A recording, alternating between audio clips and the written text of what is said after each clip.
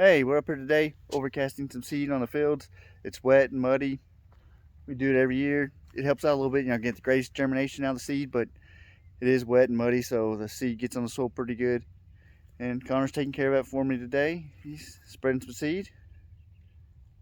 But the main thing we just want to talk about today is the bucks are starting to shed their antlers.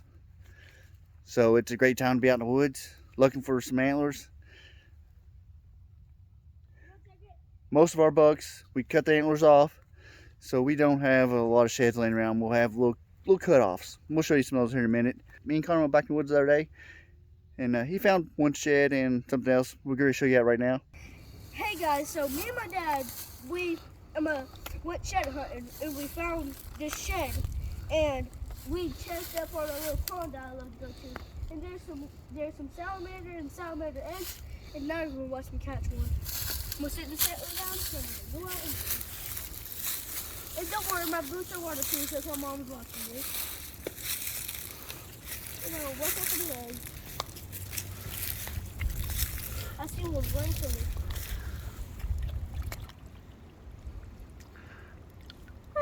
Got him. Got him. Oh, what the fuck? He's trying to bite me. That's scary. Now I want to actually hold him.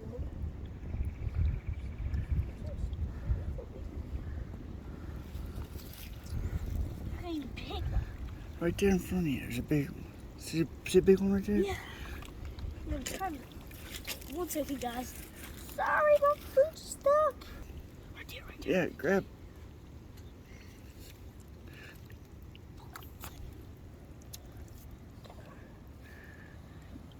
And I caught one.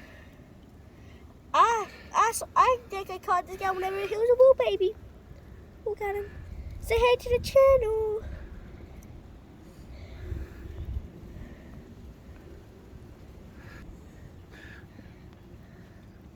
Look at that. I'm so happy there's life in that thing again. Because a few months ago, like last year, me and my dad thought they all died out. And yeah. I think I caught this guy whenever he was a baby. I probably saw him whenever he was a baby. Jeez. You gonna go back down there, big friends? I want to see if I can. Ooh, that's a big one. That's kind of scary though. Why is he so big? Hold him like this. I'm scared to hold him.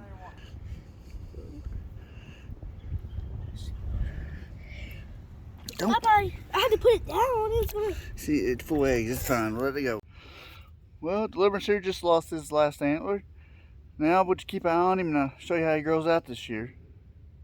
Hopefully he grows something a little better than this year. We had to cut him off once or twice. And he busted his velvet up when he first started growing, so and you see how it split on him and went all crazy. But I'll be taking pictures of him, trying to show you how he grows out this year. As you can see, this is a yearling buck. He has one of his cutoffs still, but he has lost the other one. See if we can get a better view on this side, buddy.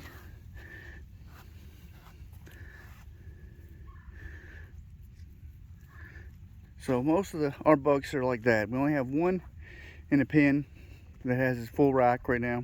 And that's this guy right here, a yearling.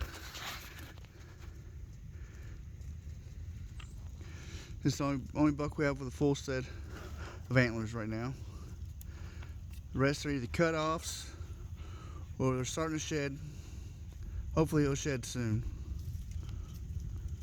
Okay, the bucks are shedding, and these are some antlers that we got are cut-offs. So we cut them off for safety reasons early in the year. This is what we end up with at the end of the year when they shed their antlers. These are the cut-offs that we get. You see where they've come off the pedicles right here? Now this is the antler that Connor found the other day when he went shed hunting. As you can see inside of the antler, if you've never seen them inside of one, it's like a spongy material in there. It's hard, but it's air pockets. All inside of there's a lot of air pockets inside of the antler. And the hardest spot is at the bases of the antlers and at the brow tines. Which is the brow tine is your first point coming here. And this spongy material here with all the air pockets goes all the way through the antler, as you can see, all the way up here. And it makes the antler a little weaker out through here to the main beam, so it can be broke if it needs to be.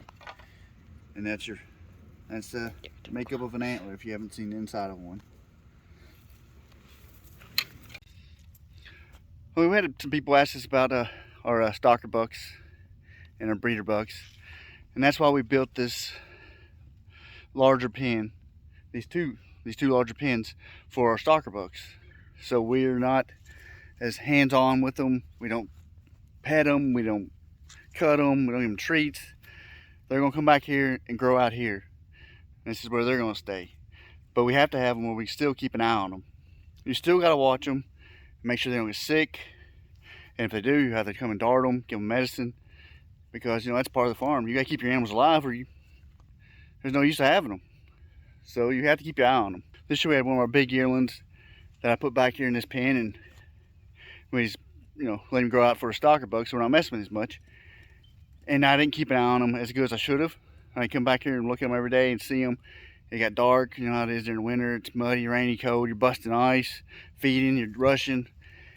And I didn't keep a real good eye on him, and he ended up with pneumonia, and he died. I mean, if I kept a better eye on him and gave him medicine beforehand, would he have lived? Maybe.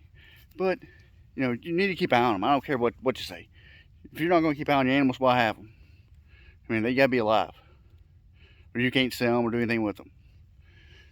And these animals do get sick like everything else and will die. So we try to keep an eye on every animal. I want to count them every night. I want to see them every night.